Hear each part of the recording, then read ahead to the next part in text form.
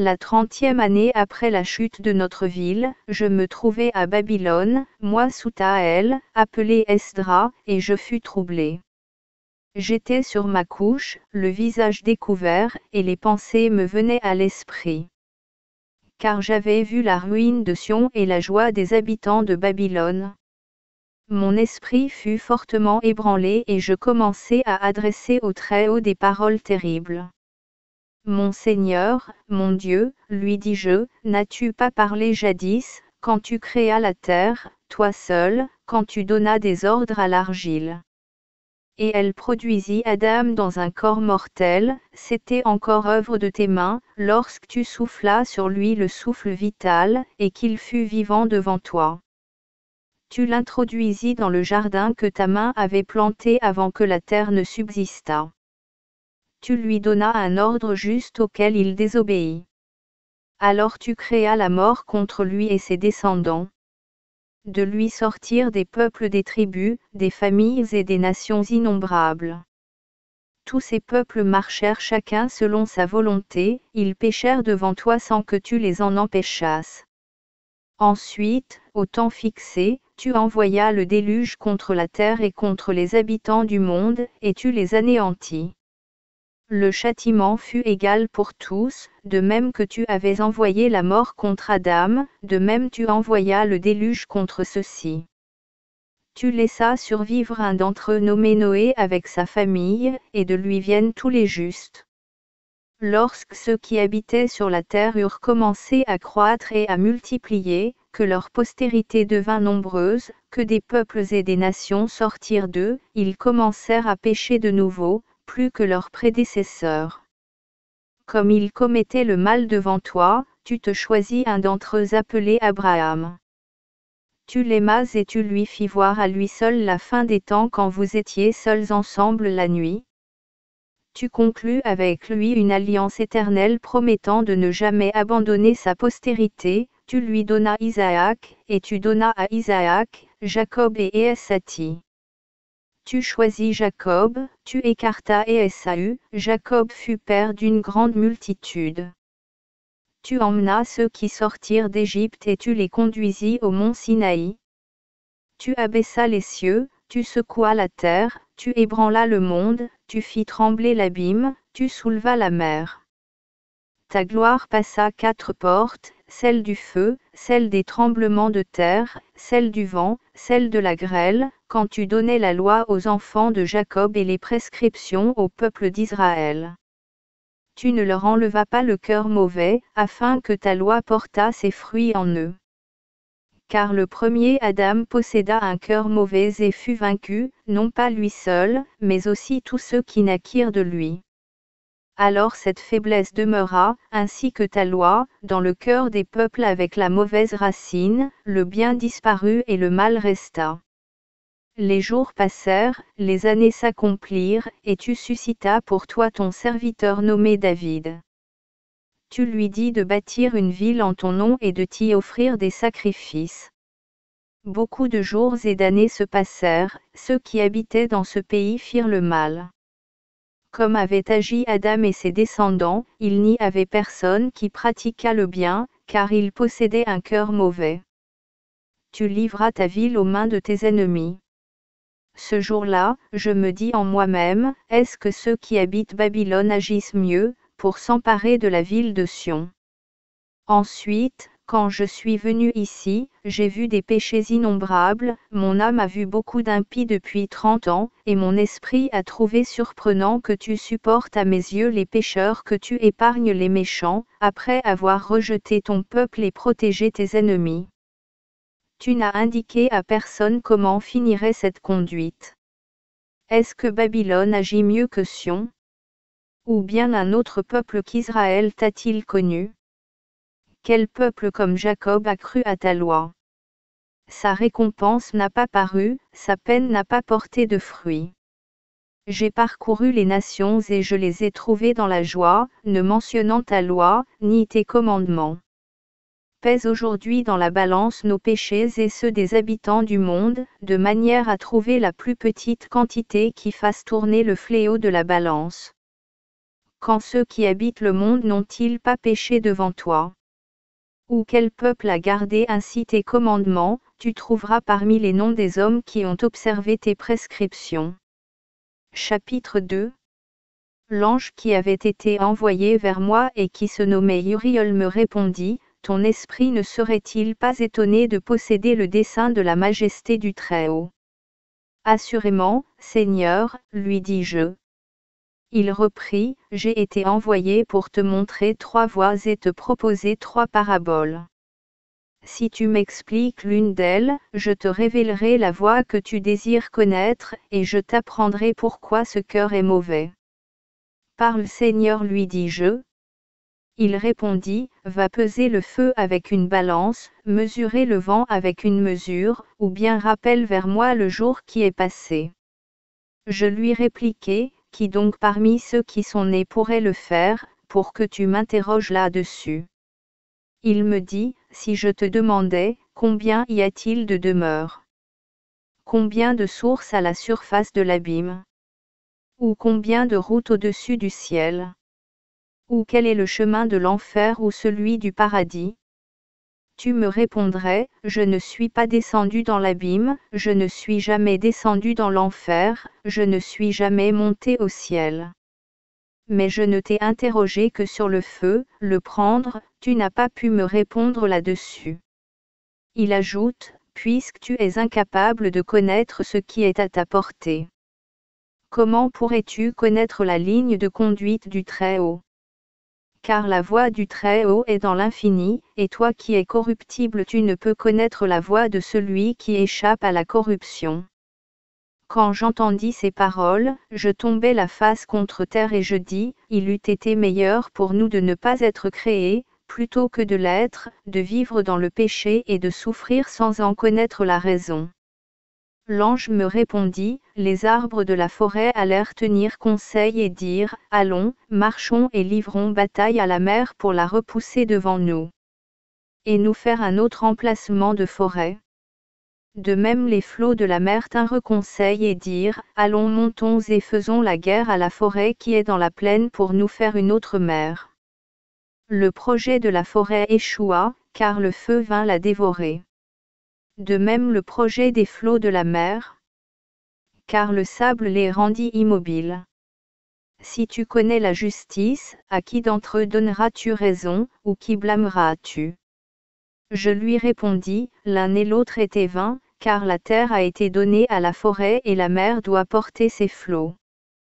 Tu as bien jugé, me dit-il, pourquoi ne juges-tu pas ainsi quand il s'agit de toi?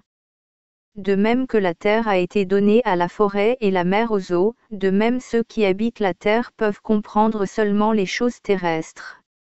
Les choses célestes et supracélestes. Alors je lui adressai la parole et je lui dis, Seigneur, je te demanderai pourquoi l'intelligence par laquelle nous pensons nous a été donnée.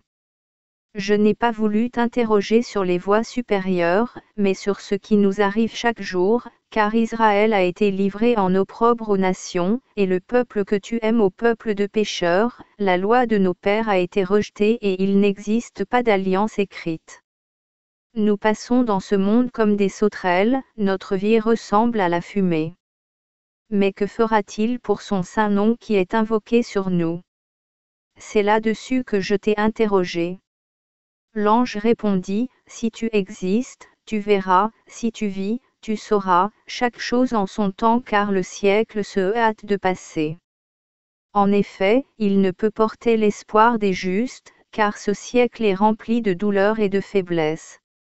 Le mal sur lequel tu m'as interrogé a été semé, mais la moisson n'est pas encore venue. Tant que ce qui a été semé n'aura pas été moissonné, tant que l'endroit qui a reçu la semence du mal n'aura pas disparu, le champ où le bien est semé n'apparaîtra pas.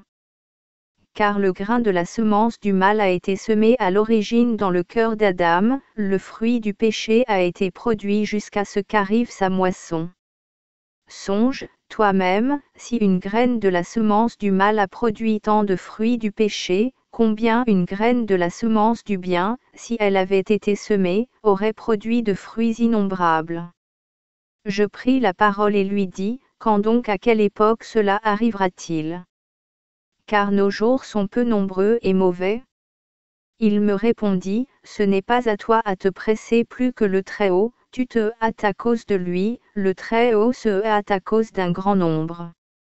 Les âmes des justes dans leur demeure ont questionné là-dessus et ont dit, jusqu'à quand serons-nous ici? Quand viendra la moisson de nos récompenses? L'ange Liaroumial leur répondit, quand le nombre de ceux qui sont comme vous sera complet. Car le siècle a été pesé dans la balance, il a mesuré la mer avec une mesure, il ne se taira pas et il ne s'éveillera pas jusqu'à ce que, la mesure qui lui a été accordée soit remplie. Je repris, mon Seigneur, voici que nous sommes tout pleins de péchés. Est-ce que la moisson des justes ne serait pas rendue impossible à cause de nous, à cause des péchés de ceux qui sont sur la terre? Va, me dit-il, demande à la femme enceinte si quand les 9 mois sont accomplis, sa matrice peut retenir ce qui a été formé en elle. Je lui répondis, mon Seigneur, c'est impossible. Alors il ajouta, l'enfer et les demeures des âges des justes sont comme la matrice. De même que la matrice s'empresse d'enfanter dans la douleur, de même la terre se hâtera de rendre ceux qui lui ont été confiés depuis le commencement du monde. Ce jour-là ils t'expliqueront ce que tu veux savoir. Si j'ai trouvé grâce devant tes yeux, lui dis-je, et si tu penses que cela me soit possible, explique-moi s'il doit s'écouler autant de jours qu'il s'en est écoulé, ou bien davantage, car je sais ce qui est passé, mais j'ignore ce qui est à venir. Il me dit, tiens-toi à quelque distance et je te ferai voir l'explication d'une similitude. Je me levai, je regardai, et voici qu'une fournaise ardente passa devant moi. Quand la flamme eut passé, sa fumée resta. Ensuite passa devant moi un nuage rempli d'eau, faisant tomber une pluie abondante. Quand cette grande pluie eut passé, il resta une ondée. Il me dit, réfléchis à cela, de même que la pluie l'emporte sur l'ondée, le feu sur la fumée, de même ce qui est passé est le plus considérable, il ne reste que l'ondée et la fumée. Je l'implorai et je lui dis, est-ce que je vivrai jusqu'à ces jours? Qu'arrivera-t-il en ce temps-là? Il me répondit, je puis t'exposer une partie des signes sur lesquels tu m'interroges, quant à ta vie, je n'ai pas été envoyé pour toi. Chapitre 3. Voici quels seront les signes, les jours viendront et une grande terreur saisira ceux qui habitent la terre, le domaine de la vérité sera caché et la terre de la foi sera stérile. L'injustice se multipliera plus que tu n'as vu et entendu. Un pays que tu vois à présent désolé et dévasté régnera et la terre sera un désert. Si le Très-Haut te donne la vie, tu verras la terre ébranlée après 3 mois, le soleil brillera subitement pendant la nuit et la lune pendant le jour. Le sang coulera du bois, la pierre parlera, les peuples seront troublés et les étoiles tomberont. Alors régnera celui qu'on n'attendait pas sur ceux qui habitent la terre, les oiseaux émigreront.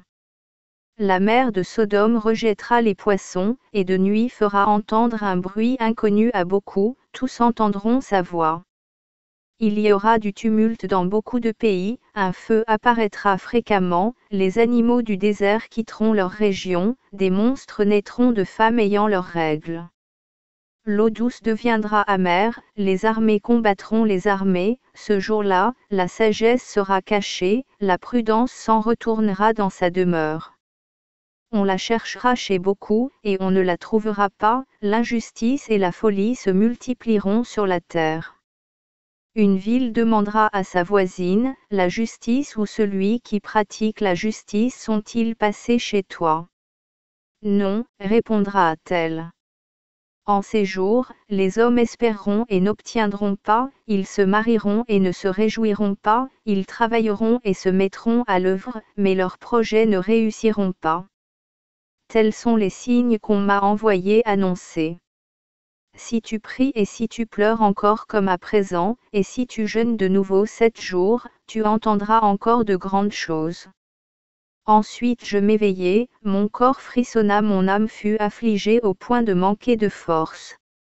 Cet ange qui était venu me prit, me parla, me dressa sur mes pieds et me rendit mes forces. Ensuite la nuit suivante Phelphial, chef des princes du peuple, vint me dire, « D'où arrives-tu? Et pourquoi ton visage est-il triste? Ne sais-tu pas qu'Israël t'a été confié dans le pays où il a émigré?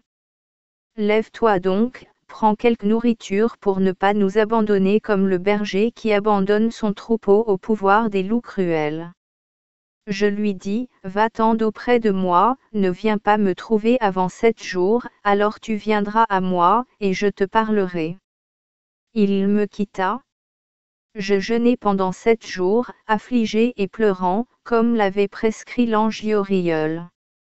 De nouveau, après 7 jours, les pensées de mon cœur m'affligèrent beaucoup.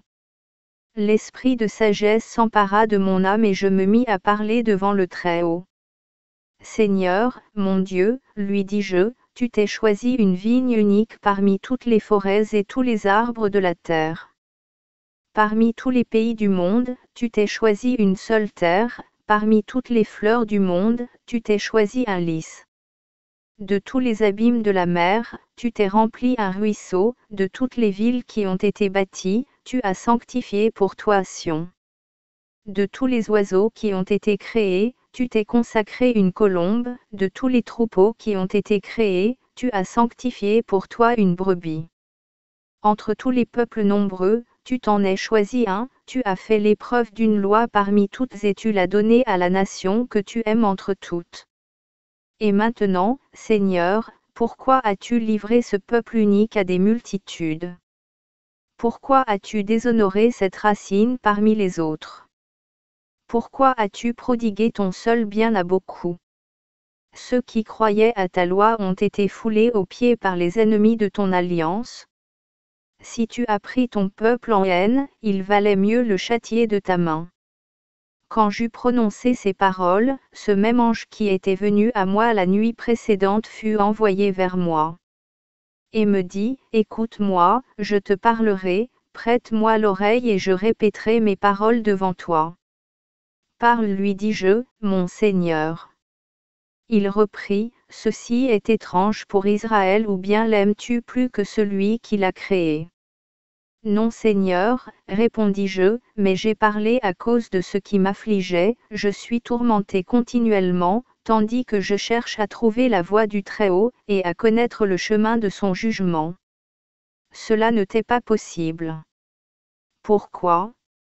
Seigneur, lui demandai-je. Pourquoi ai-je été enfanté? Pourquoi le sein de ma mère n'a-t-il pas la douleur de Jacob et les peines de la race d'Israël?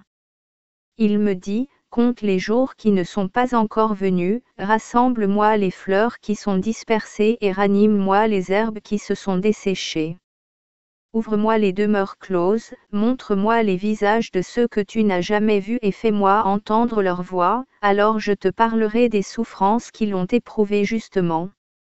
Seigneur, mon maître, lui dis-je, qui est celui qui pourrait le savoir sinon celui qui n'habite pas avec les hommes? Je suis ignorant et vil, comment pourrais-je répondre à tes questions? Il reprit, de même que tu ne peux faire une seule des choses que je te dis, de même tu ne peux pénétrer mon jugement, ni la fin de mon amour que tu attends patiemment à cause de mon peuple. Seigneur, mon Dieu, lui dis-je, tu as patienté à cause d'eux, mais que feront ceux qui nous ont précédés? Que ferons-nous? Que feront ceux qui viendront après nous? Il me répondit, j'ai établi mon jugement comme un cercle, de façon à ce que ceux qui viendront les derniers ne soient pas en retard, et ceux qui viendront les premiers ne soient pas en avance.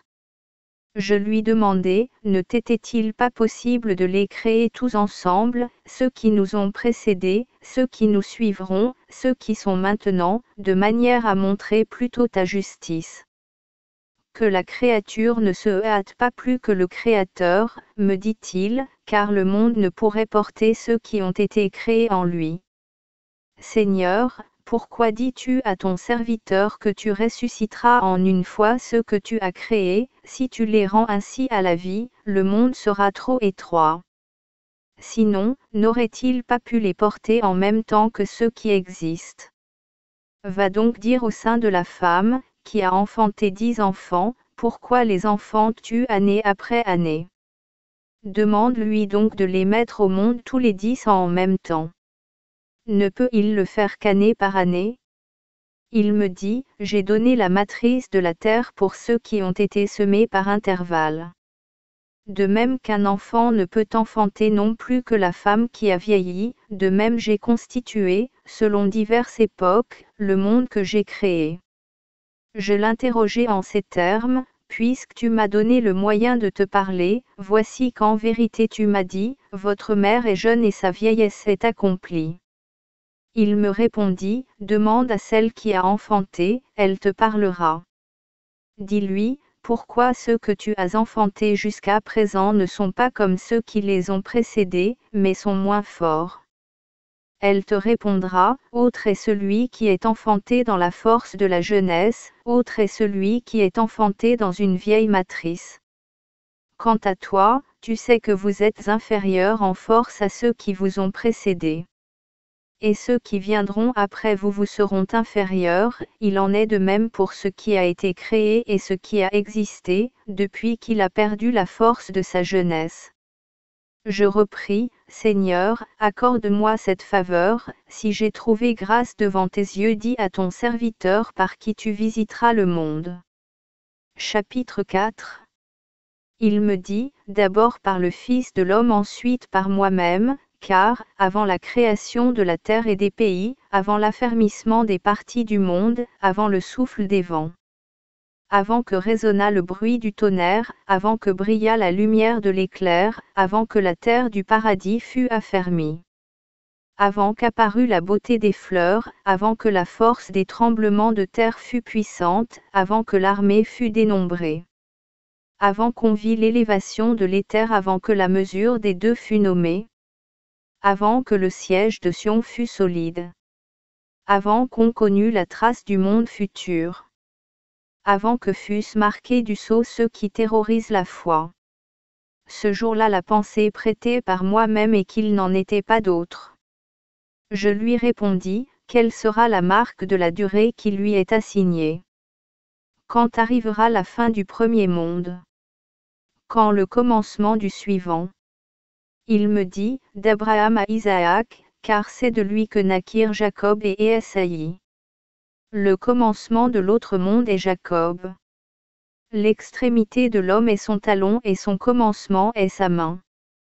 Mais n'en demande pas plus, Esdras. Mon Seigneur, mon Maître, repris-je, si j'ai trouvé grâce devant tes yeux. Révèle à ton serviteur la fin des signes que tu lui as indiqués précédemment en partie la nuit passée. Lève-toi, me dit-il, dresse-toi sur tes pieds et je te ferai entendre une parole retentissante. Et si un tremblement de terre ébranle l'endroit où tu te tiens? Quand je te parlerai, ne crains pas, car il sera question de la fin et les fondements de la terre comprendront la parole. En effet, il sera question d'eux, ils trembleront et seront ébranlés, c'est par là qu'ils seront enlevés vers leur fin. Quand je l'eus entendu, je me levai, je me dressai sur mes pieds et voici qu'une voix se fit entendre, dont le bruit était pareil au fracas d'une masse d'eau. Elle disait, voici que les jours viendront, où le moment de visiter tous les habitants de la terre se rapproche, où je rechercherai les iniquités de ceux qui ont commis l'injustice, lorsque l'humiliation de Sion sera accomplie. Lorsque le monde à venir sera marqué du sceau, voici le signe que je ferai. Le livre sera ouvert à la face du ciel et tous le verront. Les enfants de l'année parleront et converseront, les femmes enceintes mettront au monde des enfants de 3 et 4 mois, ils vivront et se dresseront. La terre invisible paraîtra ensemencée, on trouvera vide les demeures remplies. La trompette retentira et quiconque l'entendra tremblera. En ces jours, les amis combattront leurs amis comme des ennemis, la terre effraiera ceux qui l'habitent, les fontaines s'arrêteront et cesseront de couler jusqu'à 3 heures. Celui qui survivra à tout ce que je t'ai dit, celui-là vivra et verra mon salut et la fin de mon monde. Ce jour-là, on verra ces hommes qui sont montés, et qui n'ont pas goûté la mort après leur naissance. Les noms de ceux qui habiteront le monde seront changés et ils recevront un autre cœur. Car le mal sera détruit et la fraude anéantie. La foi croîtra, ce qui est mortel sera vaincu, la vérité, qui est restée si féconde pendant ces jours, apparaîtra. Tandis qu'il me parlait, peu à peu l'endroit où je me tenais se mit à trembler. Et il me dit, je suis venu te parler comme la nuit passée. Si tu pries de nouveau et si tu jeûnes encore 7 jours, je te révélerai des choses plus graves. Car ta voix a été entendue près du Très-Haut, et il a vu l'énergie de ta justice depuis ta jeunesse. C'est pourquoi il m'a envoyé te révéler tout cela. Il ajouta, aie confiance, ne crains pas, ne te hâte pas de mal penser du commencement et ne te précipite pas dans les derniers temps. Après cela, je pleurai de nouveau pendant 7 jours et je jeûnai pour compléter les 3 semaines qu'il m'avait dites. Cette nuit, mon cœur fut agité de nouveau et je me mis à parler devant le Très-Haut. Car mon esprit était enflammé, et mon âme tourmentée. Mon Seigneur, mon Maître, dis-je, tu as dit au commencement de tes décrets, le premier jour, que le ciel et la terre soient, ton verbe exécutait. Ton esprit couvrait le chaos, les épaisses ténèbres se taisaient, car il n'y avait pas encore de bruit, le son de la parole humaine n'existait pas encore. Tu dis alors à la lumière de sortir de sa retraite et à ton œuvre d'apparaître. Le lendemain, tu créas l'esprit des cieux et tu lui ordonnas de mettre une séparation entre les eaux, afin qu'une partie se retirât en haut et qu'une autre demeurât au-dessous. Le 3e jour, tu ordonnas aux eaux de se réunir dans la 7e partie de la terre et de laisser sèches les 6 autres parties. Afin qu'on labourât, qu'on semât et qu'on y vécût devant toi. Aussitôt que ta voix s'élevait, l'œuvre était accomplie. Ce jour-là poussèrent des fruits innombrables, et cela eut lieu le 3e jour, chacun eut un goût différent, chaque fleur une couleur différente, l'aspect de chaque arbre fut divers, chacun eut son parfum particulier. Le 4e jour, tu ordonnas que la lumière du soleil et de la lune apparût pour briller, et que les étoiles fussent rangées en ordre. Tu leur commandas de servir l'homme qui allait être créé. Le 5e jour, tu dis à cette 5e partie où l'eau était rassemblée, de produire les oiseaux vivants et les poissons. Et cette eau muette et inanimée produisit des êtres vivants afin de faire proclamer par là ta gloire aux générations. Tu conservas ce jour-là 2 animaux que tu avais créés, tu nommas l'un Béhémoth et l'autre Léviathan. Tu les séparas l'un de l'autre, car cette 7e partie où l'eau était rassemblée ne pouvait les porter. Tu donnas à Béhémoth une partie de la terre qui s'était desséchée le 3e jour pour y habiter, là où sont 4 montagnes. Tu donnas à Léviathan la 7e partie humide, et tu les gardes là pour leur faire détruire ce que tu voudrais. Le 6e jour tu ordonnas à la terre de produire devant toi les animaux, les bêtes sauvages et les oiseaux. Au-dessus d'eux, tu établis Adam comme prince de tout ce que tu avais créé précédemment, et c'est à cause de lui que nous, le peuple que tu as choisi, nous sommes plongés dans l'infortune. Je dis tout cela devant toi, Seigneur, parce que tu as dit, c'est à cause de vous que j'ai créé le monde.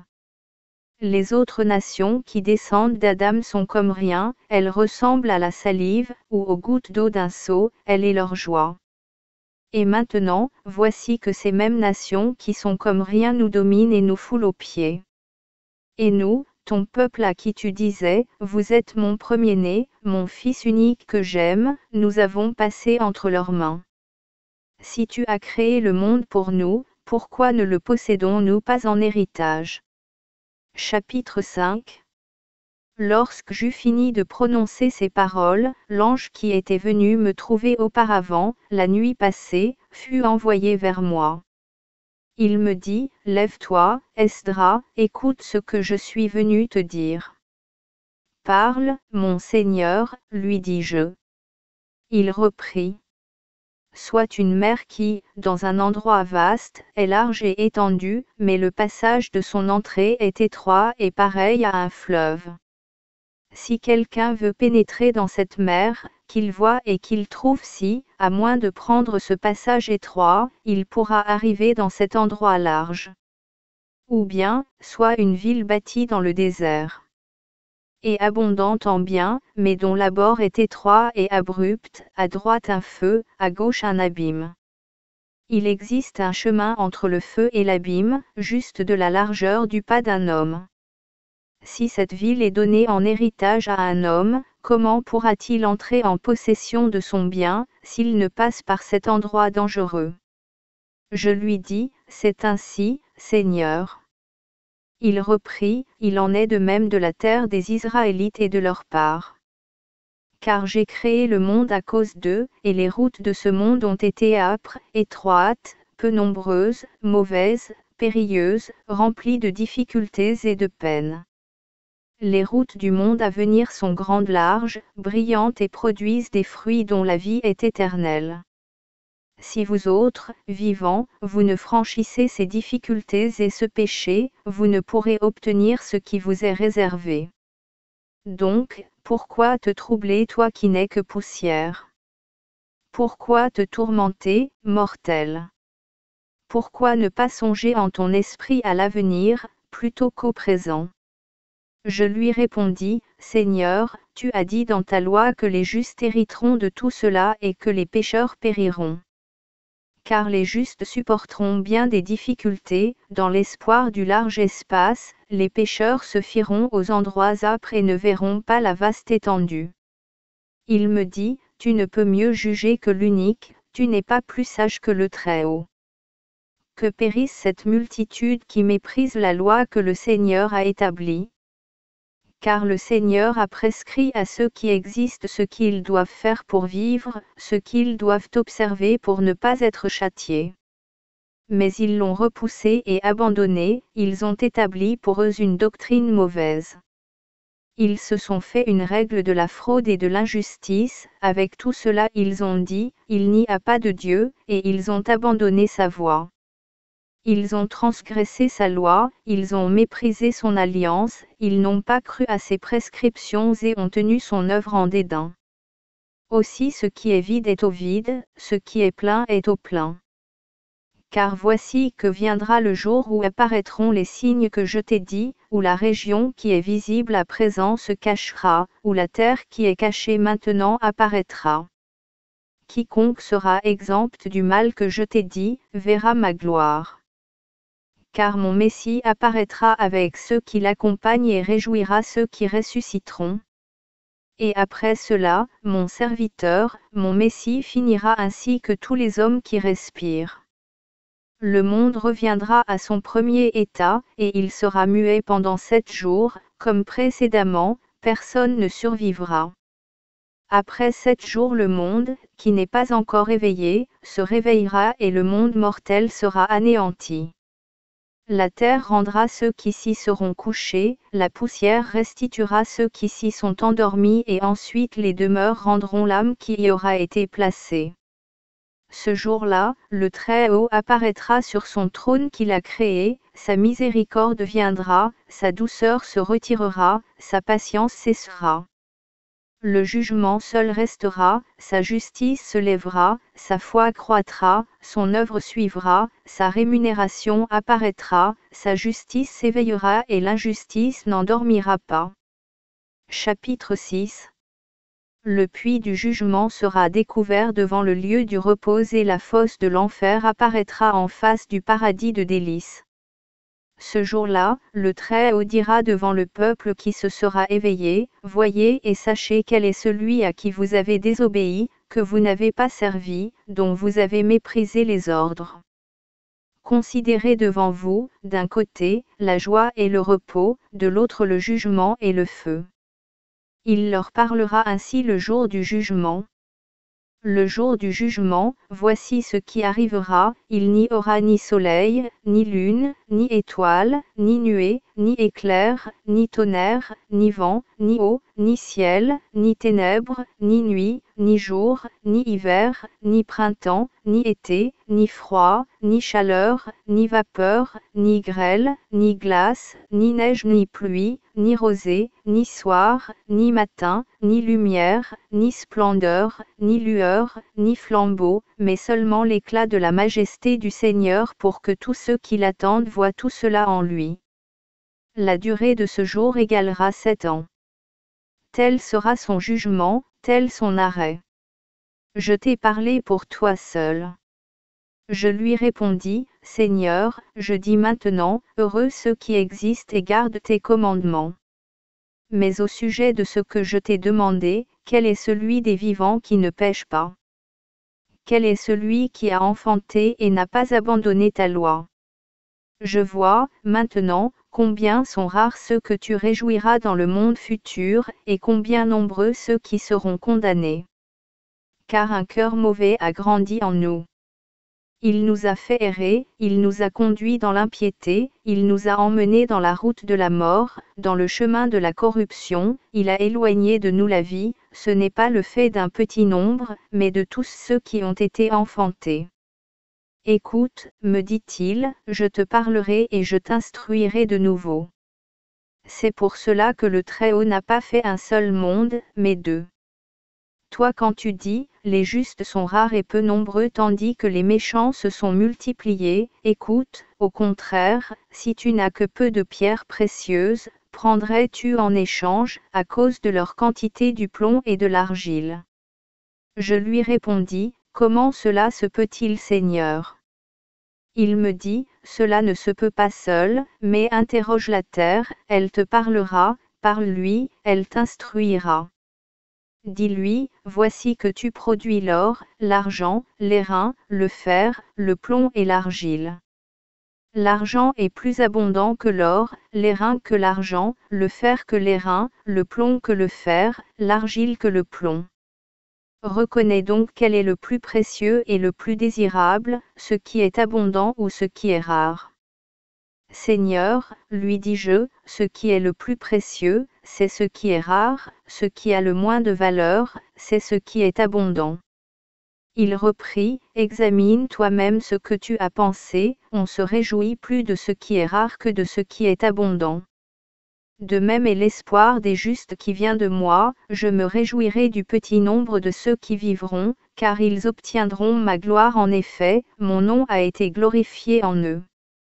Mon cœur ne sera pas sans triste à cause du grand nombre de ceux qui périront, car ils ont été trouvés semblables au feu, ils ont été comme la flamme, ils se sont consumés comme la fumée, ils ont flambé et ils ont disparu.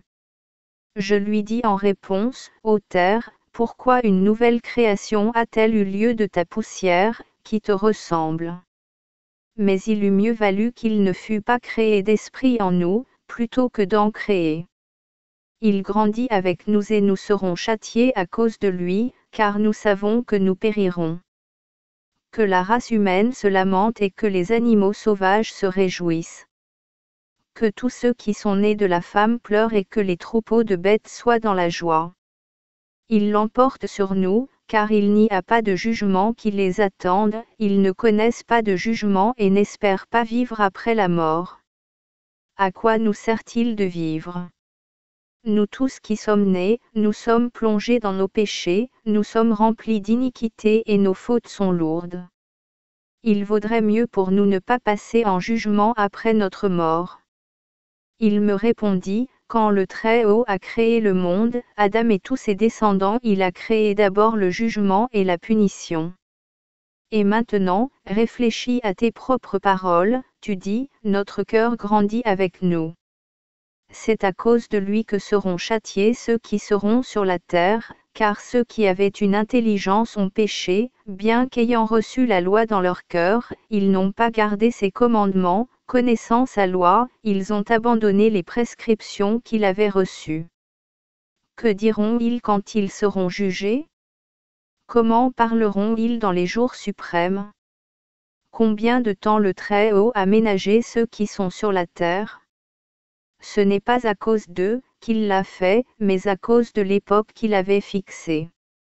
Si j'ai trouvé grâce devant toi, lui dis-je, explique cela à ton serviteur, lorsque nous mourrons et que son âme sortira de chacun de nous, serons-nous dans le repos jusqu'à ce qu'arrive le temps fixé par Dieu pour tenir son jugement, ou à partir de quand serons-nous jugés?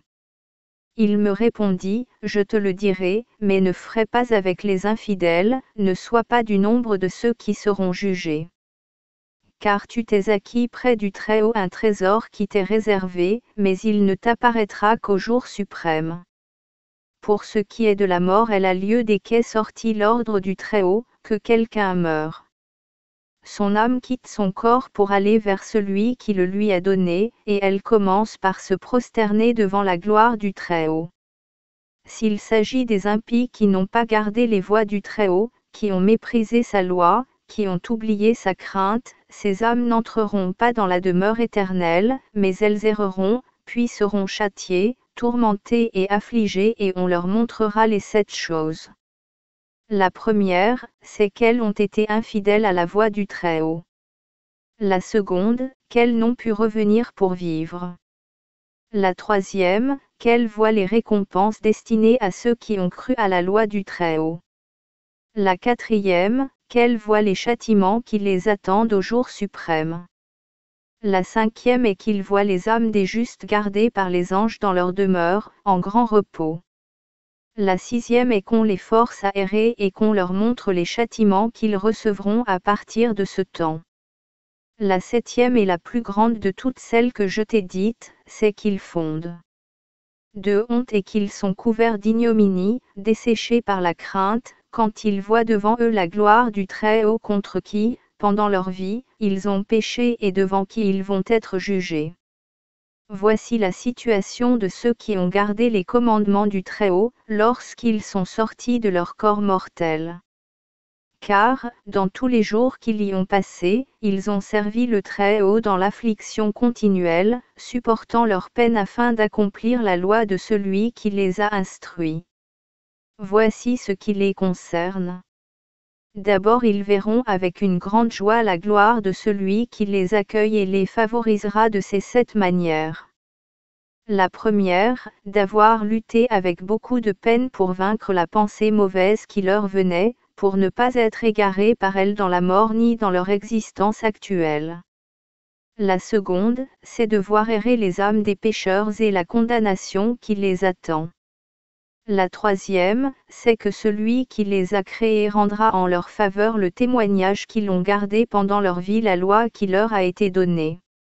La quatrième, c'est qu'ils verront le repos dont ils jouiront à partir de ce moment dans leur demeure, avec une grande joie, sous la garde des anges, et la gloire qui leur est réservée. La cinquième, c'est qu'ils se réjouiront d'autant plus d'avoir échappé à la mort naturelle et d'avoir recueilli l'héritage qu'ils ont reçu. Ensuite ils verront qu'ils ont supporté un endroit étroit, rempli de tourments, et qu'ils ont trouvé le large espace où ils se réjouissent à l'abri de la mort. La sixième, c'est qu'on leur montrera que leurs visages resplendissent comme le soleil ou brillent comme la lumière des étoiles, car ils ne mourront jamais. La septième et la plus grande de toutes, c'est qu'ils se réjouiront ouvertement sans avoir honte, assurés dans leur joie, car ils se hâteront de voir le visage de celui qu'ils ont servi pendant leur vie, près duquel ils seront honorés et récompensés. Voilà les conditions que trouveront dès lors les âmes des justes, voilà les situations et les châtiments dont s'affligeront les impies. Je lui répondis, est-ce qu'après que l'âme sera sortie de son corps, il lui sera donné des jours pour voir ce que tu m'as exposé? Il y aura, me dit-il, 7 jours libres pour voir ce que je t'ai raconté, ensuite elles s'en iront dans leur demeure. Je repris, Seigneur, si j'ai trouvé grâce devant tes yeux, dis à ton serviteur, au jour du jugement, les justes pourront-ils intercéder pour les pécheurs aux yeux du Très-Haut? Les pères pour les enfants pour leurs pères, les frères pour les frères, les parents pour les parents, les amis pour leurs amis. Il me répondit, puisque tu as trouvé grâce devant mes yeux, je te le dirai, le jour du jugement sera subi, et on montrera sur chacun de nos ordres le sceau de la vérité. De même que maintenant le Père n'envoie pas le Fils à sa place, ni le Fils, le Père ni le Maître, son serviteur, ni l'ami, son ami pour être malade, ou se coucher, ou manger, ou être guéri à sa place, de même il sera absolument impossible que quelqu'un n'intercède pour un autre, il n'y aura personne qui rejette son fardeau sur son semblable, car chacun subira ce qu'il mérite et sera responsable de ses actions. Chapitre 7. Je lui répliquai, comment se fait-il que nous trouvions qu'Abraham a intercédé autrefois pour Sodome et Moïse pour vos pères, quand ils péchèrent dans le désert? Et Josué pour Israël au temps d'Akan et Samuel au temps de Saul et David, au sujet de la peste et Salomon pour le temple Élia pour la pluie et pour ressusciter un mort Ézéchia pour le peuple au temps de Sénachérib et beaucoup pour beaucoup. Si donc à l'époque où la corruption s'accroissait, où l'injustice se multipliait, les justes ont intercédé pour les pécheurs, pourquoi n'en serait-il pas de même ce jour-là? Il me répondit, parce qu'alors la fin actuelle de ce monde n'existait pas encore, et que la gloire du Seigneur qui doit être éternelle n'y était pas encore manifeste, à cause de cela, les forts ont pu intercéder pour les faibles. Mais le jour du jugement sera la fin de ce monde et le commencement du monde futur, où cessera la mort, où se lèvera l'immortalité. Alors la faiblesse sera écartée, la discorde finira, la justice croîtra et l'équité sera forte. Ce jour-là, personne ne pourra avoir pitié de celui qui succombera dans le jugement, personne ne pourra nuire à celui qui aura vaincu. Je lui répliquai, c'est comme j'avais dit d'abord, et maintenant, n'eût-il pas mieux valu que la terre ne produisît pas Adam plutôt que de le produire et à l'instruire à pécher? À quoi nous sert de vivre dans la tristesse tandis qu'un jugement nous attend après notre mort?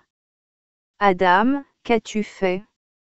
Si tu n'avais pas péché, ce mal ne nous serait pas arrivé. À quoi bon nous avoir promis un monde immortel, si nous faisons œuvre de mort? À quoi bon nous avoir parlé de bon espoir, puisque nous poursuivons le mal? À quoi bon nous réserver des demeures où il n'y aura ni maladie ni chagrin, puisque nous commettons des péchés? À quoi sert que la gloire du Très-Haut soit chez les justes qui souffrent pour les fortifier, si nous marchons dans notre faute? À quoi sert-il qu'apparaisse un jardin dont les fruits ne se dessécheront pas, où seront la joie et la vie? Puisque nous n'y entrerons pas, car nous avons fait des actions blâmables. À quoi sert-il que le visage de ceux qui ont montré une forte patience brille, tandis que les nôtres seront obscurcis par les ténèbres? Voici que nous vivons sans savoir ce qui nous arrivera après. Il me répondit, telle est la pensée de ce monde, que l'homme né sur cette terre lutte et livre un combat. De sorte que s'il est vaincu, il trouvera ce que tu dis, s'il est vainqueur, il trouvera ce que je dis. C'est cette voie que Moïse indiqua au peuple, choisissez pour vous la vie afin que vous viviez. Mais ils ne le crurent pas, non plus que les prophètes qui vinrent après lui. Non plus que moi qui leur parlais. Il n'y aura pas de tristesse au sujet de leur perte pour la vie de ceux qui croient. Seigneur, lui dis-je, je sais que maintenant le Très-Haut est appelé le Clément, parce qu'il a eu pitié de ceux qui sont toujours comme s'ils n'étaient rien.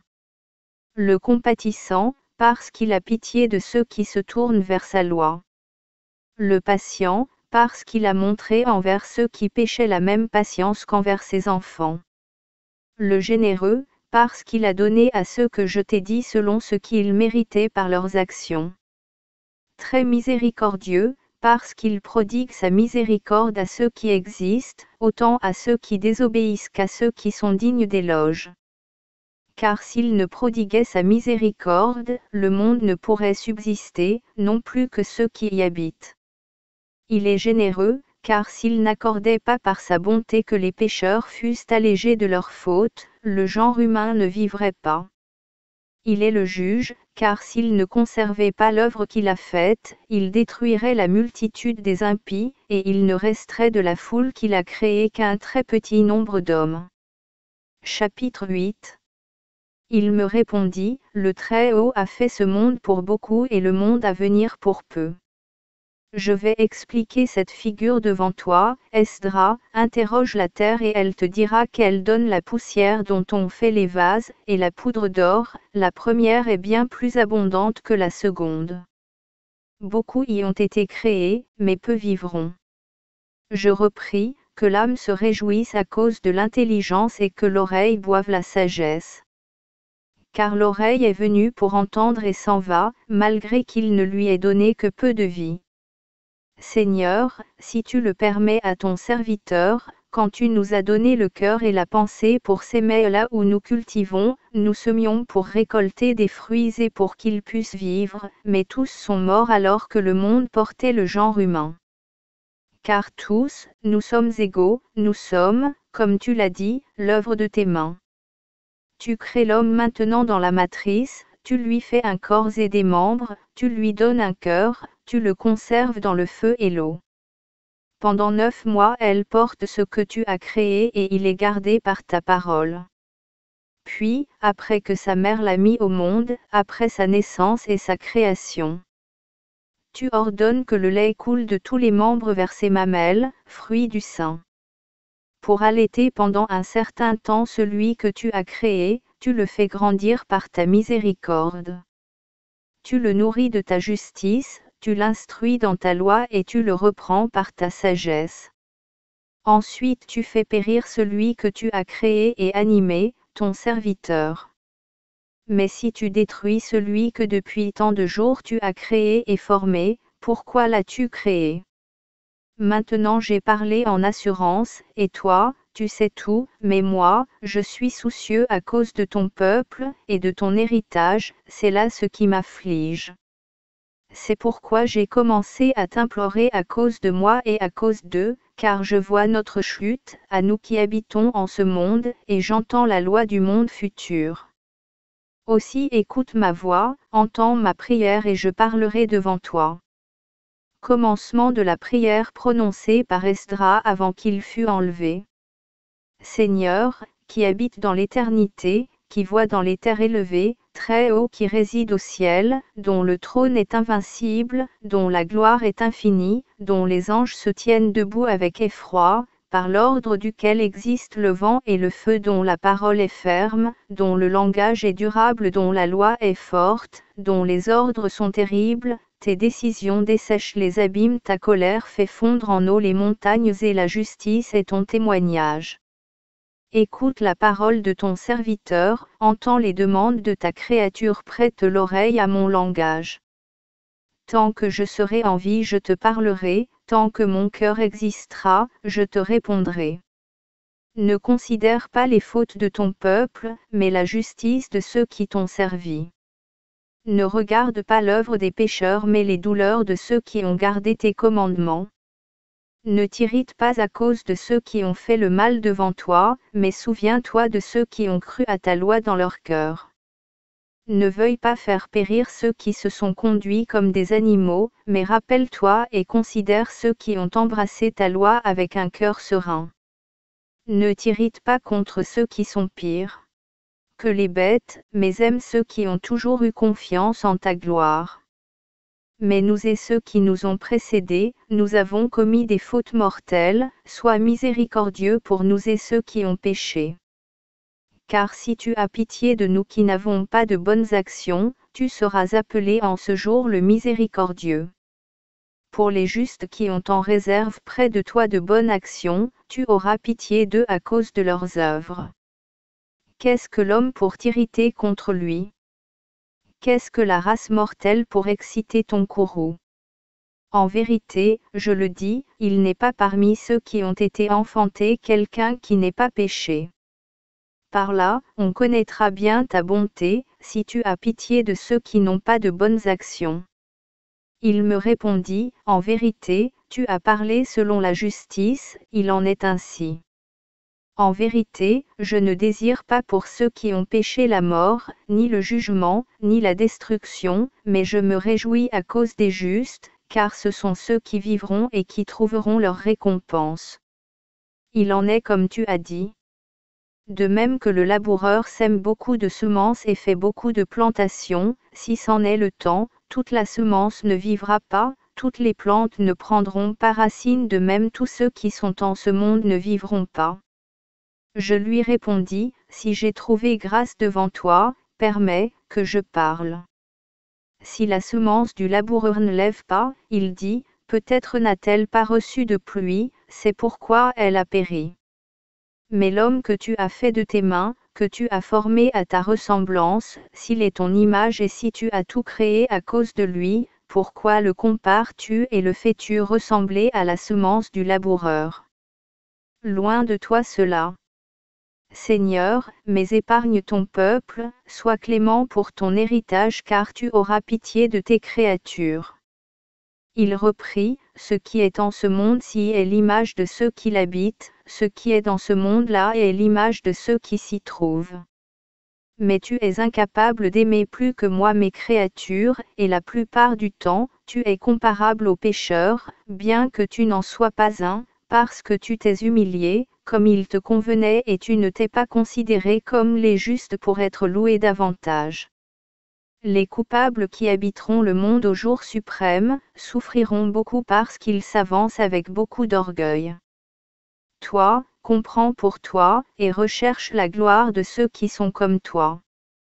Car c'est pour vous que le paradis a été ouvert, que l'arbre de la vie a été planté, que la récolte future a été préparée, que la joie a été ordonnée et établie, que la bénédiction s'est levée ainsi que la bonté, et que la racine de la sagesse a été cueillie, que la maladie a été marquée d'un sceau, que la mort a été abolie, que l'enfer a été caché, que la corruption a été détruite, que la douleur a été oubliée, que le trésor de la vie a apparu. Ne recommence pas à t'enquérir davantage de la multitude de ceux qui périront. Car, ayant reçu la liberté, ils ont méprisé le Très-Haut, dédaigné sa loi, abandonné sa voie. Après avoir foulé les justes aux pieds, ils ont dit en eux-mêmes. Nous ne voulons pas de Dieu, alors qu'ils savaient qu'ils mourront. Aussi, de même que ce bien vous est réservé, de même la perte leur est destinée. Le Très-Haut ne veut pas que tous les hommes périssent. Car après avoir été créés, ils ont profané le nom de leur Créateur, ils n'ont pas rendu grâce à celui qui les avait formés. Maintenant leur châtiment est proche, je n'ai pas dit cela à beaucoup, mais à toi et au petit nombre de ceux qui sont comme toi. Je lui dis, Seigneur, tu viens de m'indiquer la multitude des signes que tu feras au jour suprême, mais tu ne m'as pas indiqué à quel moment ils auront lieu. Chapitre 9. Il me répondit, calcule toi-même, et, quand tu auras vu l'accomplissement d'une partie des signes que je t'ai indiqués. Sache alors qu'est arrivé le temps fixé où le Très-Haut doit examiner le monde qu'il a créé. Quand des tremblements de terre apparaîtront dans chaque pays, quand les peuples seront troublés, les nations mêlées, quand les rois se combattront, quand les princes seront effrayés. Sache alors que le Très-Haut a parlé de tout cela avant le temps. De même que tout ce qui existe dans le monde a son principe dans la parole et sa fin dans la manifestation. De même le monde du Très-Haut a son principe dans le discours, les signes et la puissance, sa fin dans l'œuvre et le miracle. Celui qui se sauvera et qui pourra échapper grâce à ses actions et à la foi dans laquelle il croit. Celui-là évitera les tourments que je t'ai dit, verra la vie sur la terre et dans les limites que je me suis consacré en dehors de ce monde. Alors en voyant cela, ceux qui ont méprisé mes prescriptions s'affligeront, ceux qui ont négligé mon parti et qui m'ont méprisé seront tourmentés par le jugement. Alors, tous ceux qui m'ont ignoré pendant leur vie, tandis que je les protégeais, tous ceux qui s'orgueillissaient contre moi, alors qu'ils étaient libres et que ma patience leur était ouverte, ceux qui ne m'ont pas connu, mais qui m'ont négligé, il faudra qu'ils me connaissent après leur mort. pour toi, ne cherche pas comment les pécheurs seront jugés, mais cherche comment vivront les justes dans leur monde, car c'est à cause d'eux qu'il existe. Je lui répondis en ces termes. J'ai dit autrefois et je le dis encore, ceux qui périront seront plus nombreux que ceux qui vivront, de même que le flot l'emporte sur une goutte. Tel sol, telle semence, me dit-il, tels actes, telle sentence, le champ est suivant le calcul de son laboureur, suivant ses jours était le monde que j'avais préparé avant que n'existât le leur, celui dans lequel ils habitent, il n'y avait personne pour me contredire alors, car personne n'existait, absolument personne. Après qu'ils eurent été créés dans un monde préparé et devant une table perpétuelle, suivant une loi où il n'y avait pas trace de mort pour leurs actions. Lorsque j'ai vu le monde, il avait péri, alors ils étaient tourmentés en raison des actions qu'ils avaient perpétrées sur la terre. Je suis venu et je n'ai eu pitié que de très peu, j'ai épargné pour moi un grain de la vigne et une tige de la forêt épaisse. Périsse cette multitude d'êtres créés inutilement et puisse être conservée ma graine, une tige qui s'est fortifiée avec beaucoup de peine.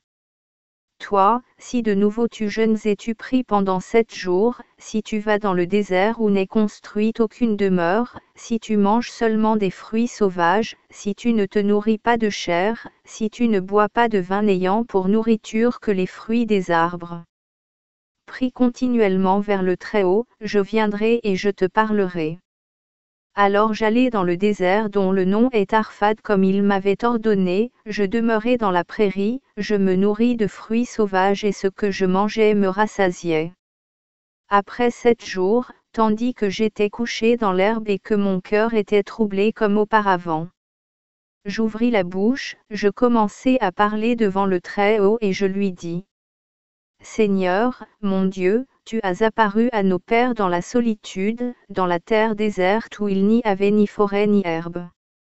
Et tu as dit, Israël, écoute-moi toi, semence de Jacob, prête l'oreille à ma voix. Je sèmerai ma loi parmi vous, elle portera des fruits en vous et par elle vous serez illustres en ce monde. Mais nos pères, ayant reçu la loi, ne l'ont pas gardée, ils ne sont pas restés dans ton parti. Alors le fruit de la loi n'a pas été perdu, car il n'était pas possible qu'il fût perdu puisqu'il vient de toi. Ceux qui l'avaient reçu ont péri pour n'avoir pas gardé ce que tu avais semé parmi eux. Car c'est la loi, de même que la terre après avoir reçu la semence, la mer, après avoir été sillonnée par le navire, le vase, après qu'on y a placé de la nourriture. Après que le moment est venu de périr, soit pour cette semence, soit pour ce qui a été placé dans le vase, tout cela est détruit, mais ce qui les a reçus subsiste, mais il n'en est pas de même de nous. Nous qui avons reçu ta loi et qui avons péché, nous périssons avec notre cœur qui l'a reçu. Ta loi ne périt pas, mais subsiste dans toute sa gloire.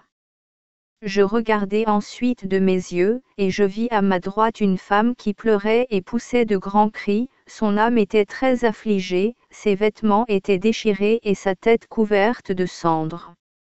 Les pensées qui m'agitaient me laissèrent, je me tournai vers elle et je lui dis, « Pourquoi pleures-tu? Pourquoi ton âme est-elle affligée ?» Elle me dit, « Laisse-moi, mon Seigneur, laisse-moi pleurer sur moi-même et augmenter ma douleur, car je suis très triste et mon âme est affligée. » Je repris, « Dis-moi, qui es-tu? » Elle me répondit, « J'ai été autrefois stérile, tandis que je suis restée 30 ans avec mon mari. Continuellement, pendant ces 30 ans, je priais le Très-Haut nuit et jour. Après ces 30 ans, le Seigneur entendit sa servante, vit ma tristesse et considéra mon tourment et ma douleur, il me donna un fils de qui je me réjouis beaucoup ainsi que mon mari et tous les gens de ma ville et je louai le Seigneur. Je nourris mon enfant avec beaucoup d'amour quand il eut grandi, je le mariai et je fis un festin. Chapitre 10. Puis, lorsqu'il entra dans la chambre à coucher, il tomba et mourut. Alors nous éteignîmes nos lumières et nous nous mîmes à pleurer. tous les gens de ma ville vinrent me parler et je gardai le silence jusqu'à la nuit du lendemain. Quand les gens se furent tus et eurent cessé de m'exhorter, je me levai la nuit, je m'enfuis. Tel que tu me vois et je vins dans ce désert.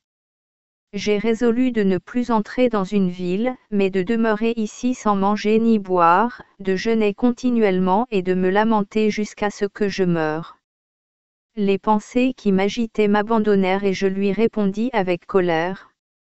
Ô insensé entre toutes les femmes, ne vois-tu pas notre douleur et ce qui nous est arrivé? À cause de Sion. Car nous sommes tous dans le chagrin et nous ressentons une vive affliction. Et maintenant, est-il juste que tu t'affliges et que tu te lamentes? Alors que nous sommes tous affligés, toi tu pleures sur un seul enfant. Demande à la terre et elle te le dira, en vérité, il serait convenable qu'elle s'affligeât pour tous ceux qui ont été enfantés sur elle, tous ceux qui autrefois ont été créés sur elle. Voici que d'autres sont venus et tous ont rencontré complètement la perte et l'anéantissement. Qui donc doit s'affliger le plus? Celui qui a éprouvé de grandes pertes, ou bien toi qui te lamentes sur un seul? Diras-tu, mon chagrin n'est pas comme celui de la terre, car moi j'ai perdu le fruit de mon sein que j'ai enfanté dans la peine et la douleur. La terre de même que beaucoup viennent sur elle, de même il passe. Mais je te dis, de même que tu as enfanté dans la douleur, de même la terre, à l'origine, a donné ses fruits à l'homme selon ce qu'elle avait reçu de son Créateur. Écarte donc de toi ton chagrin et supporte patiemment ce qui t'arrive, ton tourment et ta peine. Car, si tu reconnais que le Seigneur qui te regarde est juste, tu retrouveras ton fils en son temps et tu seras nommé parmi les femmes fidèles. Va donc dans une ville retrouver ton mari. Je n'agirai pas ainsi, me dit-elle, je n'irai pas dans une ville, mais je mourrai ici. Je me remis à lui parler, ne fais pas cela, mais écoute-moi, compare-toi au jugement de Sion, console-toi en présence de ce qui est arrivé à Jérusalem. Ne vois-tu pas comme notre sanctuaire a été détruit, nos autels démolis, notre temple abattu comme nos psaumes ont cessé, nos louanges se sont tues, notre gloire est tombée, nos flambeaux et nos lumières se sont éteints, l'arche de notre loi a été enlevée, nos objets sacrés ont été souillés, notre nom a été déshonoré, nos hommes libres ont été humiliés, nos prêtres ont été brûlés, nos lévites ont été emmenés en captivité, nos jeunes gens ont été réduits en esclavage, nos petits enfants ont été enlevés, nos héros privés de force. Et, ce qui est plus fort, Sion a été marqué du sceau, sa gloire l'a abandonné et nous avons passé sous la domination de nos ennemis. Rejette loin de toi ton excessive affliction, écarte de toi cette grande douleur, afin que le Très-Haut, le fort te pardonne et te soulage de ta peine. Tandis que je lui parlais, son visage brilla tout à coup et son aspect fut comme celui d'un éclair, je redoutais fort d'être près d'elle et mon âme fut effrayée. Qu'est-ce que cela? Me demanda-elle et poussa tout à coup un grand cri qui retentit d'une manière forte et effroyable, tellement que la terre trembla à sa voix. Quand je regardai, la femme n'était plus là, il y avait une ville construite, je vis l'immense emplacement de ses fondations, j'eus peur et je poussai un grand cri. En disant, où est l'ange Uriel qui est venu précédemment vers moi? Pourquoi m'a-t-il fait rechercher tout ceci pour que la fin de ma vie soit en proie aux soucis et ma prière à l'opprobre? Tandis que je parlais ainsi, cet ange qui était venu précédemment s'approcha de moi. Il me trouva étendu comme un cadavre privé de sentiments, il me prit par la main droite, me donna des forces, me releva droit sur mes pieds. Et me répondit, que t'est-il arrivé? Qu'est-ce qui te trouble? Pourquoi as-tu perdu l'esprit? C'est parce que tu m'as délaissé et abandonné, je suis sorti dans le désert comme tu me l'avais dit et j'ai vu des choses incompréhensibles. Lève-toi, me dit-il, et je te parlerai en homme. Je lui répondis, parle, mon Seigneur, mais ne m'abandonne pas de peur que je meure subitement. car j'ai vu ce que je n'avais jamais vu, j'ai entendu ce que je ne comprenais pas, mais peut-être mon esprit est-il déliré. Mon âme a-t-elle rêvé? Maintenant je t'en prie, mon Seigneur, expose à ton serviteur l'explication de tout cela. Il me répondit, écoute-moi et je t'instruirai sur tout ce que tu crains, car le Seigneur Très-Haut t'a révélé ce qui est un mystère caché, en voyant ta justice, car tu t'affliges beaucoup au sujet de ton peuple, tu t'attristes beaucoup au sujet de Sion. Voici ce qui en est, cette femme que tu as vue d'abord ainsi affligée et que tu t'es mis à consoler, puis, cette femme qui a disparu tandis que tu la regardais et qui a été remplacée par une ville forte. Quand elle te parlait de son chagrin à cause de son fils, cette femme que tu as vue, c'est Sion, qui t'apparaît maintenant comme une ville forte. Ce qu'elle t'a dit, j'ai été stérile 30 ans, cela signifie que le monde a duré 3000 ans pendant lesquels on n'offrait pas de sacrifice. Après 3000 ans, Salomon a bâti une ville et institué le sacrifice. C'est ce que signifie le fils enfanté par la femme stérile. Ces paroles, je les nourris avec beaucoup de peine, désignent l'état dans lequel est demeuré Jérusalem. Ce qu'elle t'a dit, le jour où mon fils est entré dans la chambre nuptiale, il est mort et cette douleur m'est arrivée, cela signifie la ruine de Jérusalem. Quand tu as vu ce qui était d'elle et comme elle pleurait son enfant, tu as commencé à la consoler de sa douleur. Le Seigneur Très-Haut, voyant que tu t'affligeais de toute ton âme à cause d'elle, t'a montré l'éclat de sa gloire et la splendeur de sa beauté. C'est pourquoi je t'ai dit, reste dans un désert où il n'y a pas de maison bâtie. Car je connaissais tout ce que le Seigneur te montrerait. C'est pourquoi je t'ai dit, va ici, là où il n'y a pas de fondement de muraille. Car il ne se pouvait qu'il y eût une fondation d'œuvre humaine là où le Seigneur te montrerait quelque chose. Ne crains donc pas. Que ton cœur ne soit plus effrayé, va, contemple sa lumière et la force de ses fondements autant que tes yeux sont capables de voir. Et écoute de toutes tes oreilles autant que tu le pourras car tu es plus heureux que beaucoup, et tu as été nommé auprès du Seigneur comme peu l'ont été. Passe ici la nuit de demain. Le Seigneur Très-Haut te fera voir en songe ce qu'il fera suivant les époques déterminées à ceux qui habitent dans le monde. Je passai cette nuit et le lendemain comme il me l'avait ordonné. Chapitre 11. Dans la nuit du lendemain, je vis en songe un aigle qui montait de la mer, il avait 12 ailes et 3 têtes. Il s'envola avec ses ailes dans toute la terre.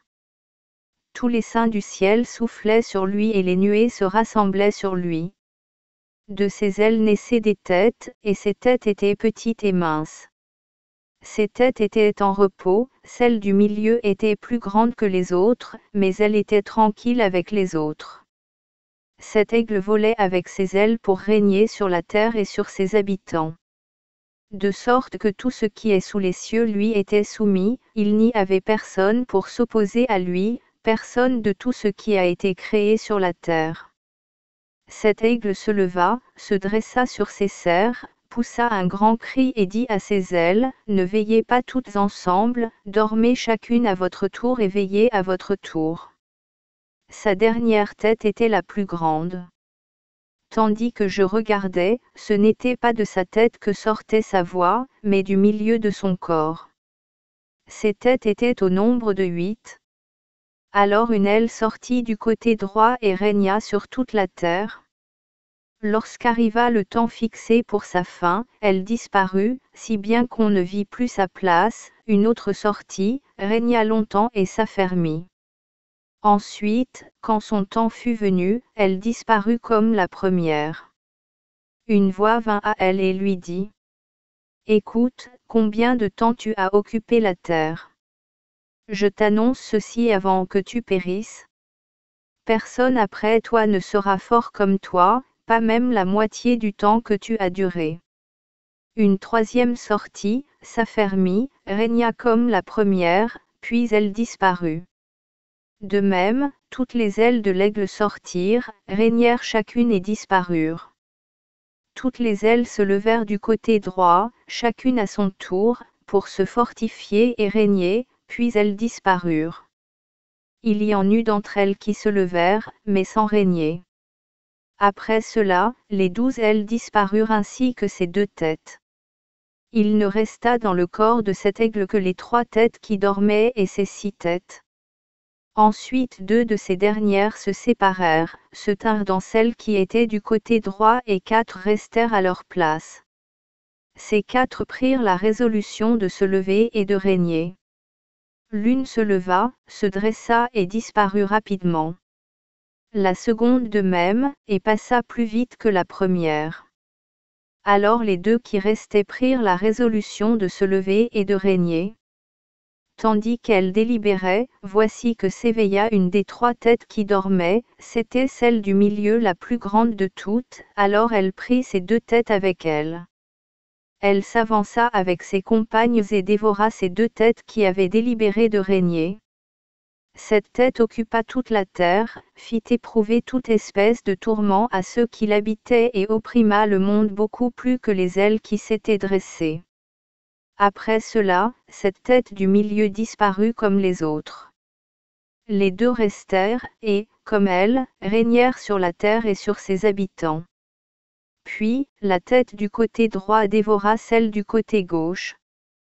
J'entendis une voix qui me disait, « Regarde devant toi et comprends ce que tu vois. » En regardant, je vis un lion qui vint du désert en rugissant, et je l'entendis parler comme avec une voix humaine, et dire à cet aigle, « Écoute, toi, je te parlerai, voici ce que te dit le Très-Haut. N'est-ce pas toi qui restes de ces 4 animaux que j'ai fait régner sur le monde pour que la fin des jours arrive par eux? Le 4e étant arrivé à vaincre tous ces animaux qui ont fait subir au monde toute espèce de tourments et de souffrances, tout le temps qu'il a habité le monde, il a habité avec injustice. Il n'a pas jugé le monde avec équité. Il a persécuté les justes, opprimé les innocents, haï les hommes vertueux, aimé les menteurs. Tu as détruit les refuges des justes, tu as fait disparaître les remparts de ceux qui n'avaient pas péché contre toi. Ton péché s'est levé vers le Très-Haut, ton orgueil vers le Puissant. Le Seigneur Très-Haut a regardé ces hommes, et voici que le monde est arrivé à son terme et a fini. C'est pourquoi tu disparaîtras, aigle ainsi que tes ailes pécheresses, tes têtes coupables, tes serres méchantes et ton corps pervers. Afin que la terre soit en repos et délivrée de tous ses tourments, respirant loin de toi, qu'elle espère en la justice et la clémence de son Créateur. Chapitre 12. Après qu'il eut dit ces mots avec compassion à cet aigle, cette tête qui était restée disparut et ses ailes qui s'étaient retirées vers elle se dressèrent. Et se levèrent pour régner et leurs serres s'agitèrent. Puis elles disparurent elles-mêmes, leur corps fut consumé, la terre ressentit une violente secousse, moi-même je fus effrayé de la grandeur de ma recherche et je m'éveillai avec une grande terreur. Je dis à mon âme, c'est toi qui m'as attiré tout cela en examinant les voies du Très-Haut. Mon âme est devenue faible, mon esprit, très tourmenté, je n'ai plus la moindre force dans l'excès de la frayeur que je ressens cette nuit. Je prierai le Très-Haut de me fortifier jusqu'au bout. Seigneur, lui dis-je, mon Seigneur, si j'ai trouvé grâce devant tes yeux, si je suis heureux par-devers toi, si ma prière est montée devant ta face, sauve-moi, fortifie-moi, expliquez ton serviteur la signification de cette vision terrible afin que mon âme se réjouisse pleinement. Car tu m'as rendu heureux en me montrant les derniers temps et ce qui arrivera à la fin de ce monde. Il me parla ainsi, voici l'interprétation du songe que tu as vu. L'aigle qui monte de la mer est le 4e royaume qui est apparu à Daniel ton frère, en songe. Mais je ne le lui expliquai pas comme je vais le faire pour toi. Les jours viendront et il s'élèvera sur terre un royaume plus terrible que ceux qui l'ont précédé. 12 rois y régneront. Celui qui régnera le second régnera plus longtemps que les autres. Voilà l'explication des 12 têtes que tu as vues. quant à ce que tu as vu parler, et la voix ne sortait pas de sa tête, mais du milieu de son corps, voici ce que c'est, du sein de ce royaume surgiront de nombreuses luttes, il sera ébranlé au point de tomber, il ne tombera pas à ce moment, mais il demeurera dans sa puissance. Quant aux têtes que tu as vues sortir de ses ailes. En voici l'explication, 8 rois se lèveront dont les années seront mauvaises et la durée, courte, 2 d'entre eux périront rapidement dans le temps fixé. 4 seront conservés jusqu'au moment où leur temps arrivera à sa fin, 2 seront gardés longtemps. Les 3 têtes endormies que tu as vues signifient ceci, à la fin des jours, le Très-Haut suscitera 3 rois, ils feront beaucoup d'innovations et feront éprouver à la terre et à ceux qui y habitent une grande terreur, plus que tous leurs prédécesseurs, c'est pourquoi ils ont été appelés les têtes de l'aigle. Or, ces têtes du royaume en seront la fin. Pour ce que tu as vu d'une grande tête qui disparaît, cela signifie qu'un d'entre eux mourra dans son lit, mais dans les tourments, les 2 qui restent périront par l'épée et un dernier périra par le glaive. Les 2 têtes que tu as vues se retirer près de celles du côté droit, en voici le sens, ce sont ceux que le Très-Haut garde pour les derniers jours, où sera le commencement de la fin, il y aura un grand trouble comme tu as vu. Ce lion que tu as vu surgir du désert en rugissant, parler à cet aigle et lui reprocher ses fautes, tout ce que tu as entendu, c'est celui que le Très-Haut a gardé de la semence de David pour les derniers jours, c'est lui qui sortira, qui viendra, qui parlera aux hommes de leurs péchés, qui leur reprochera leurs fautes, qui entassera devant eux leur rétribution, qui d'abord les fera comparaître vivants en jugement, et après leur avoir fait ses reproches, il les perdra. Pour ce qui est du reste du peuple, le Messie rachètera miséricordieusement ceux qui seront sauvés dans mon domaine, il les tiendra en joie jusqu'à ce qu'arrive le jour du jugement dont je t'ai parlé auparavant. Tel est le songe que tu as vu, telle est son explication. Tu es le seul que le Très-Haut a jugé digne de connaître le mystère. Écris dans un livre tout ce que tu as vu et place-le dans un endroit caché. Instruis les sages de ton peuple que tu sais capable de garder ce mystère dans leur cœur. Toi, reste encore ici pendant 7 jours pour voir ce que le Très-Haut voudra te montrer. Alors il partit.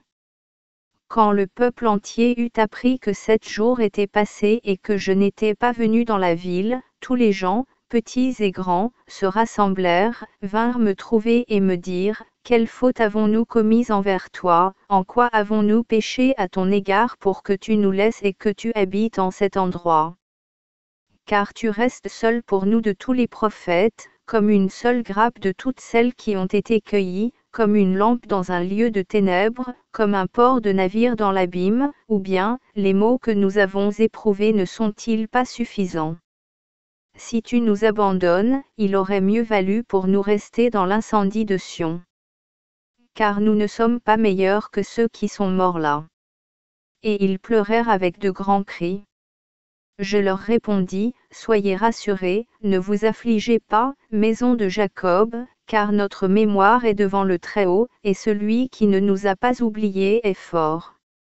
Je ne vous abandonnerai pas, je ne m'éloignerai pas de vous, mais je suis venu en cet endroit pour prier au sujet de la désolation de Sion et chercher la clémence dans l'affliction de nos joies.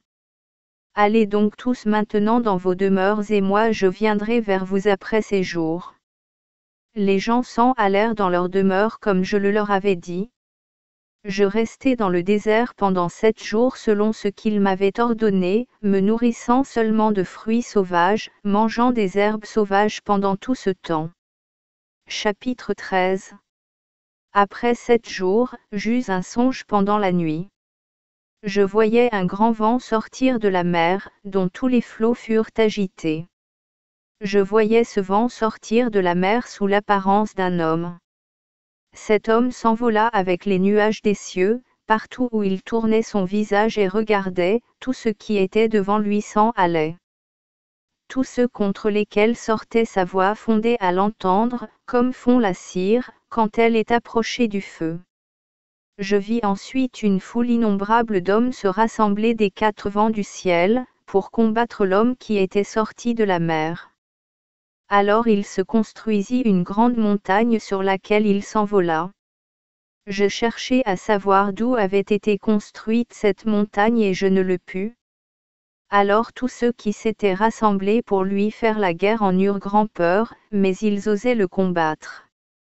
Puis, quand ils l'attaquèrent et marchèrent contre lui, il ne dressa pas la main contre eux, il ne leva ni épée ni aucune arme. Mais il fit sortir de sa bouche une vague de feu, une flamme de ses lèvres, et de sa langue, des charbons ardents comme un tourbillon, tout se mêla, ces vagues de feu, ces charbons ardents et ce fut comme une tempête.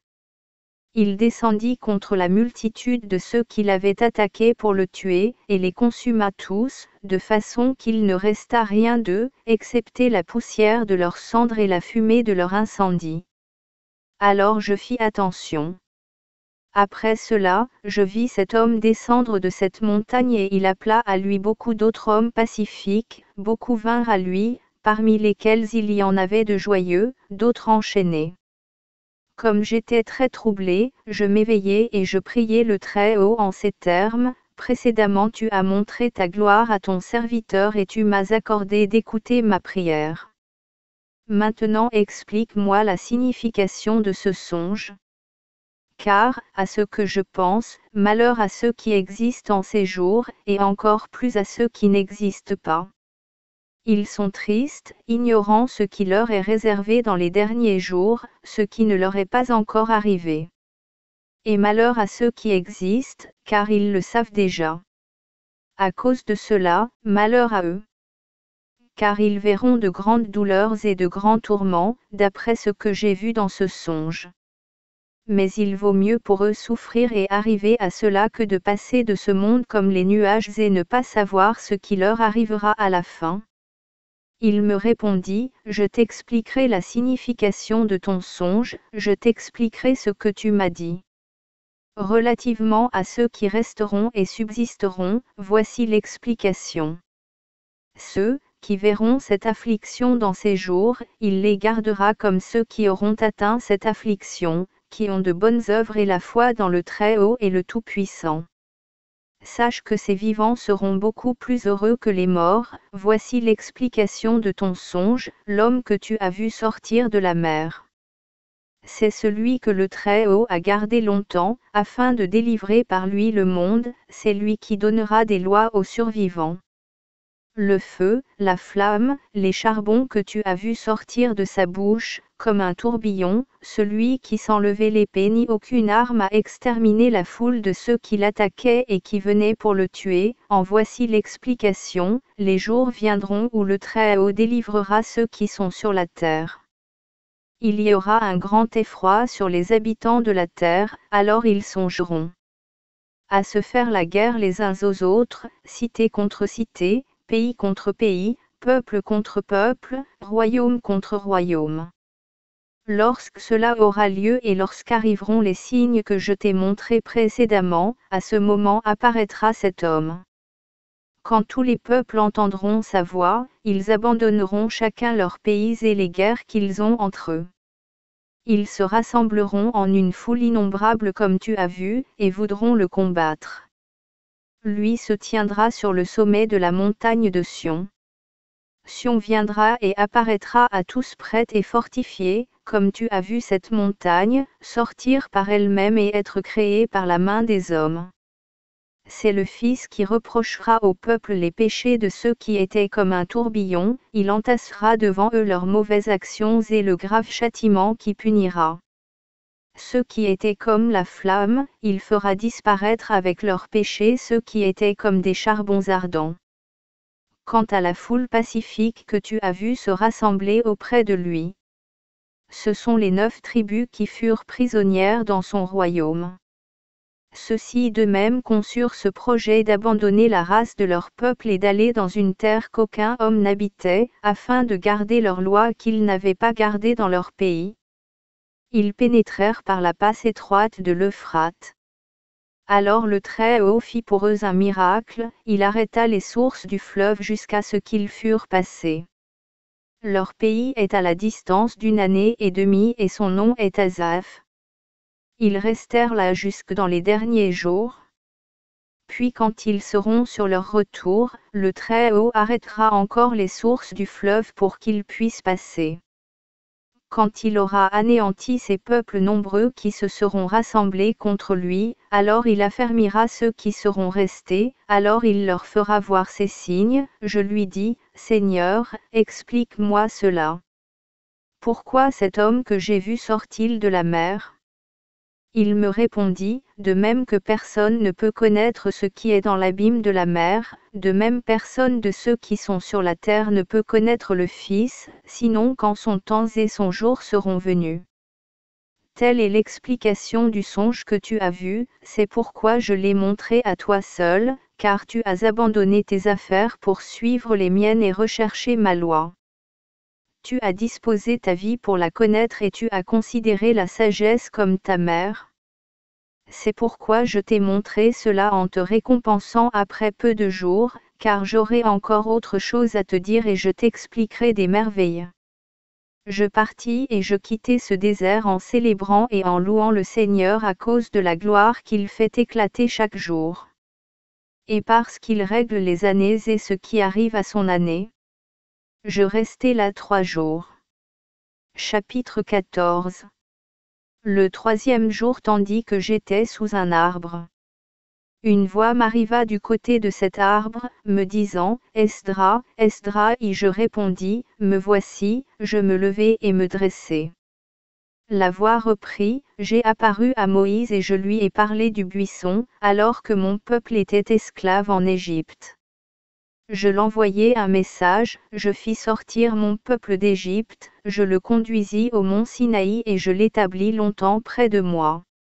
Je lui racontai beaucoup de merveilles, je lui enseignai le mystère des jours, je lui fis connaître les derniers temps, et je lui donnai cet ordre, raconte ceci, cache cela.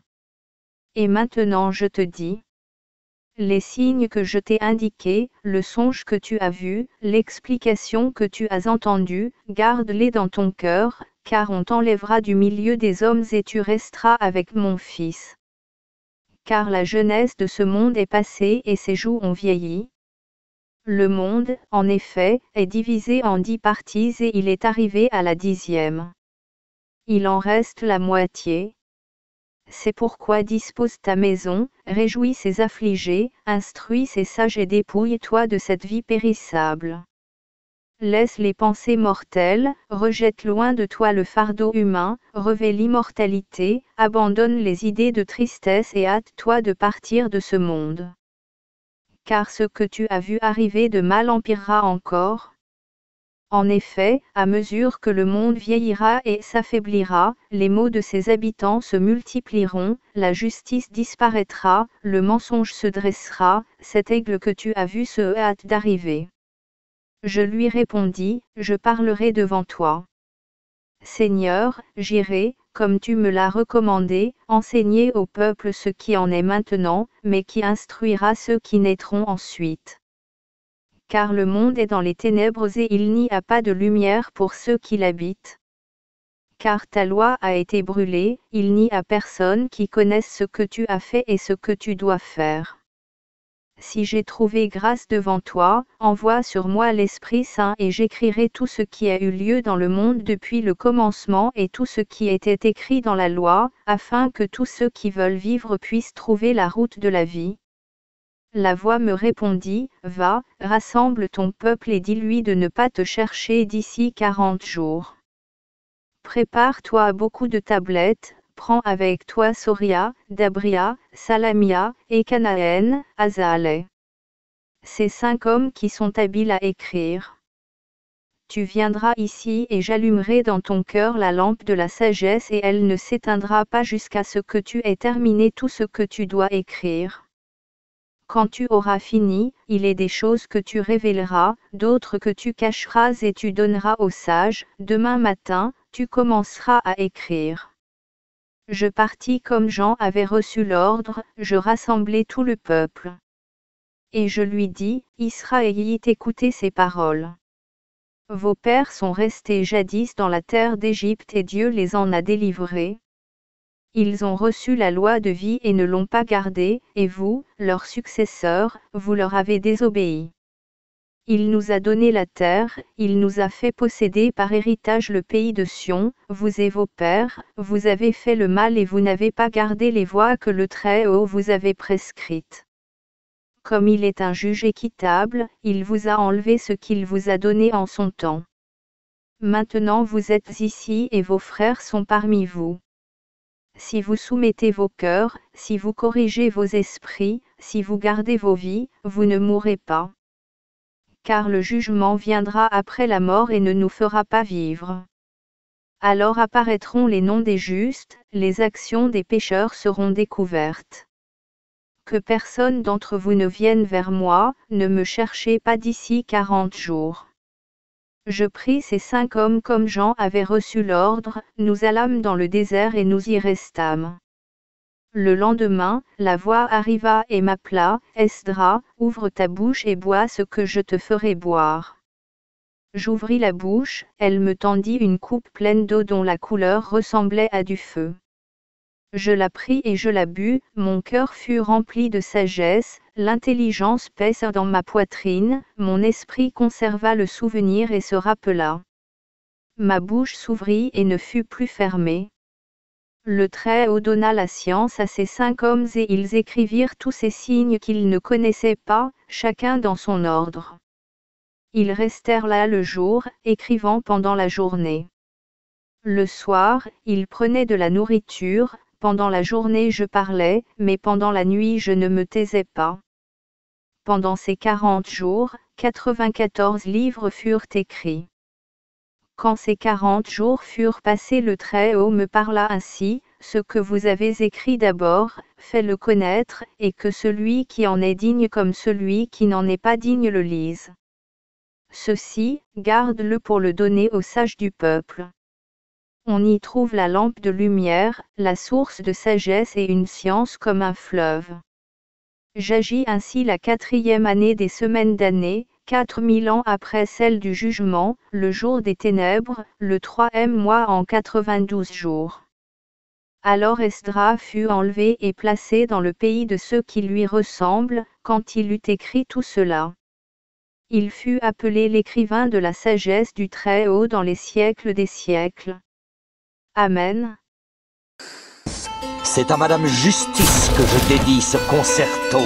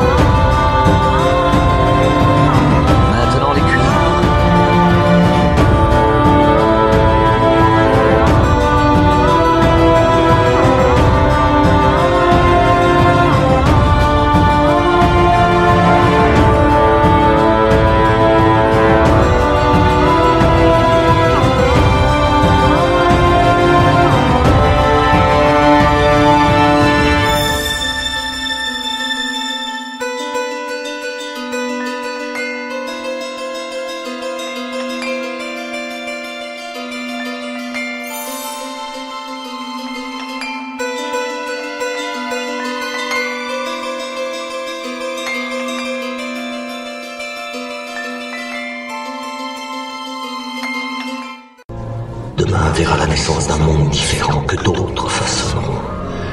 Et ce choix leur appartient.